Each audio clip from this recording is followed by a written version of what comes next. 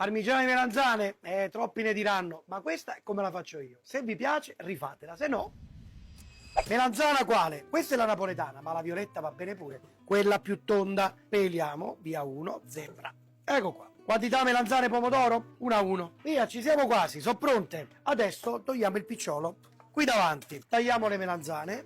La misura deve essere 1 centimetro, 1 centimetro e mezzo. Circa l'1% di sale, ma non di più. Una prima spolveratina di sale, primo giro. Mettiamo le altre.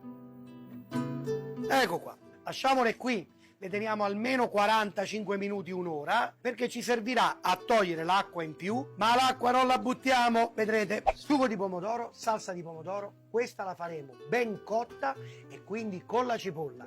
Non me ne vogliate, cipolla e aglio. 1 chilo di pomodoro, circa 50 grammi di cipolla. E ora è il momento dell'aglio, Via così, all'antica. Allora, olio d'oliva, vai con la cipolla e l'aglio. Facciamo andare dolcemente. Vedi che bei profumi di casa italiana? Deve cucinare almeno un'ora. Bello stretto, prepotente. Aggiungiamo l'acqua.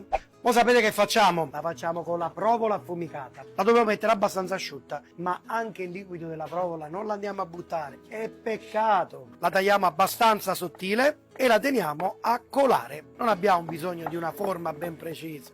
Non esageriamo. Vedete le melanzane? Eccole qua, stanno sudando. Dopodiché strizziamo. Però l'acqua che faccio? La butto? No, vedrete come la andremo a utilizzare. Facciamo così. Servirà per condire la nostra salsa di pomodoro. Se vi ricordate, io avevo preparato anche questo.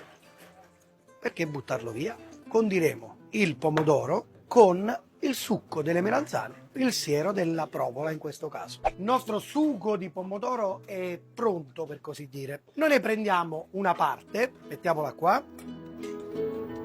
mettiamo la nostra acqua di provola e finiamo a cucinare. E poi immancabile è il basilico. Poi fate come volete, strappatelo a mano, tagliatelo col coltello e facciamo andare avanti. Già qua dentro sentite l'odore finito della parmigiana di melanzane con la provola.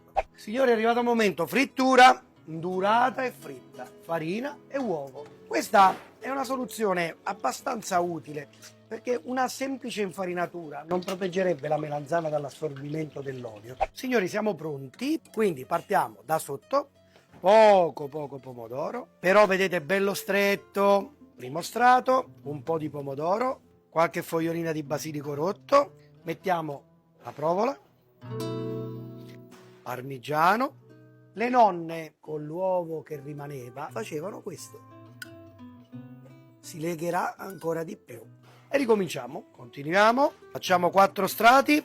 Attenzione, non abbiamo messo tanto sale, se non quello delle melanzane che sono state già salate in cottura. Però assaggiate sempre, state in cucina, bisogna assaggiare sempre perché sarete voi a essere responsabili di quello che state facendo. Quindi se manca un po' di sale poi avranno sempre qualcosa da ridire.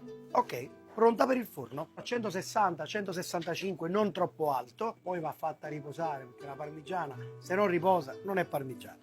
Qua lasciamo la loro umidità all'interno, quindi non apriamo il forno e non si deve asciugare ulteriormente perché l'abbiamo fatta bella stretta. Se ne parla fra 35-40 minuti. La vogliamo tagliare sta parmigiana? Tagliamo i bordini.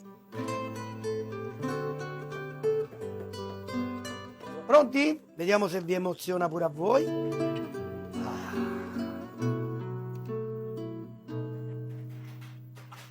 Signori, come al solito impiettiamo per 2. Una è per me e una è per voi.